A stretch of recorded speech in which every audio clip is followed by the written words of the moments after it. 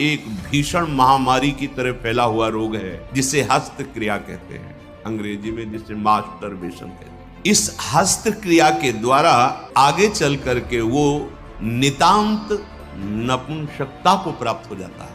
अब चिड़चिड़ा स्वभाव हो गया, एकदम निराश हताश उदास, अब क्या करें, शरीर नष्ट कर दें, वो डिप्रेशन में पहुंचने लगे। हस्त क्रिया से संपूर्ण शरीर ढीला, फीका, दुर्बल, कमजोर और रोगों का प्रादुर्भाव होने लगता है। खड़े भोजन नहीं पाना चाहिए, लेटे भोजन नहीं पाना चाहिए, चलते हुए नहीं पाना चाहिए, बहुत गर्मा गर्म भोजन ब्रह्मचारी को नहीं करना चाहिए। इस महारोग का आना सहज है, पर इससे पिंड छुड़ा लेना बहुत ही कठिन है। किसी डॉक्टर की ना किसी दवा की कोई सामर्थ्य नहीं इसको छुड़ा सके।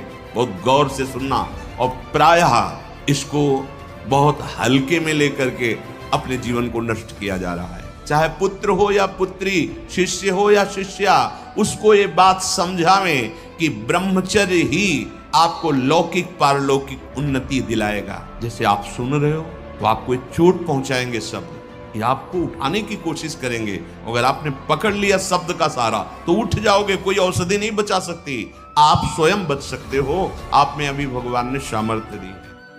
एक भीषण महामारी की तरह फैला हुआ रोग है जिसे हस्त क्रिया कहते हैं, अंग्रेजी में जिसे मास्टरबेशन कहते हैं। इससे बालकों से लेकर के बड़े तक का ये संहार कर रहा है महामारी। कौन सी महामारी? ये हस्त मैथुन, ये हस्त क्रिया। इससे बढ़कर नाशकारी कोई रोग नहीं है। बहुत ध्यान देने योग्य बातें हैं। आज शर्माया जाता है बातें अपने बच्चों से पूछने में, या अपने शिष्यों को उपदेश देने का यही समय नहीं है। उपासना की नींव तो मजबूत होनी चाहिए, तब तो उपासना का मैल खड़ा है। कैसी बातें कर, क्रियाएं कर रहे हो,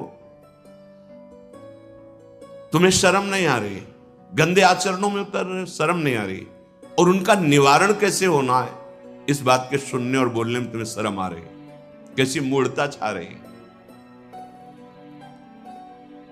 ये कराल काल के पंजे में फंसा करके जीवित रहने पर भी मुर्दे के समान कर देता है। ये बड़ा दुर्भाग्य हो रहा है कि आज हमारी समाज इससे पीड़ित होती चली जा रही है।